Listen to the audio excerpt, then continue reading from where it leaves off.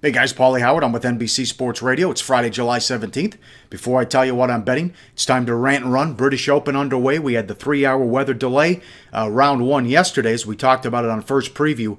Great start for Dustin Johnson to bounce back after what happened at the U.S. Open. Spieth was right there with 5 under.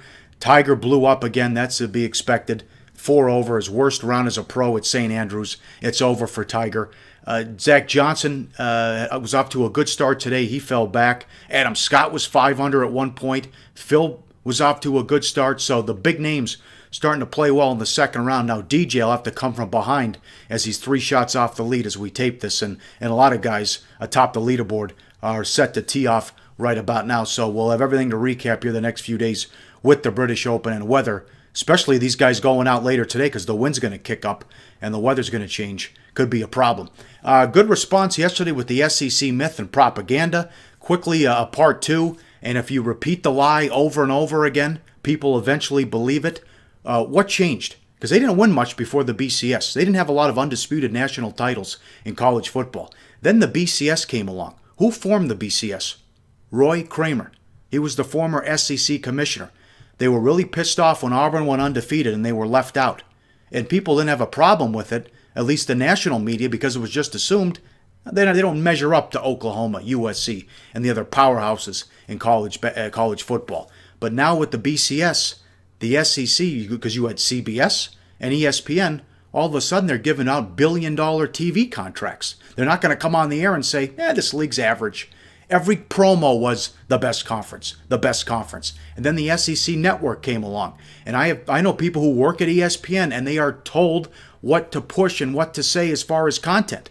So it became SEC, best conference, SEC, best conference. Week in, week out grind. If you repeat the lie over and over again, people eventually believe it. Go back and look what happened before the BCS. They didn't win a lot of national titles. Then the BCS happened. Now we have the playoff. And they're 0 for 1, and in my opinion, 0 for 2. How about Paul Feinbaum? He agrees with me on something. That he doesn't think the SEC will make the playoff this year. Because the loser will probably have the winner of the conference will probably have 2 or 3 losses. Time to tell you what I'm betting. First game I'm betting directly from the pros. Here it is again, Uncle Dave Lesser. I've been on a terrific run here. In the last 2 weeks, his triple dime bonus goes today. Up 70 units on the year in Major League Baseball. Grab that today with his triple dime bonus.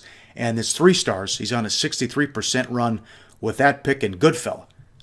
Game of the week goes today. You want to grab that? He's on a nice run with the game of the week as well. Good job, Goodfella. Keep it going, Uncle Dave. Now, Pauly's pick from the pros. Those are the obvious picks. We try to uncover the hidden gem and bring it to you every day. Handicapping the cappers. And this is fun as we try to make it 6 out of 7 in Major League Baseball. 2 pros have wound up on the same game here. You combine the reasons. Really, the game really stands out. Team we're backing today on a nice run after a slow start. They have won 11 of 13 in this ballpark against our opponent. They have won 18 of 24 in this series. We have the better pitcher going.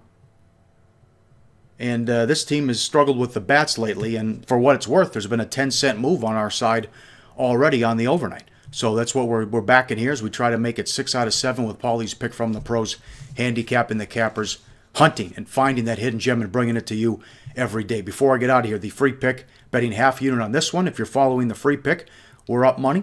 Half a unit on Sleepy J's note the start time on this. White Sox under 8 against the Royals. Samardzija has been strong in 4 of his last 5 starts, and the White Sox have struggled all season with the bats. I've ranted. Now I'm going to run. Good luck out there. We'll see you tomorrow on pregame.com.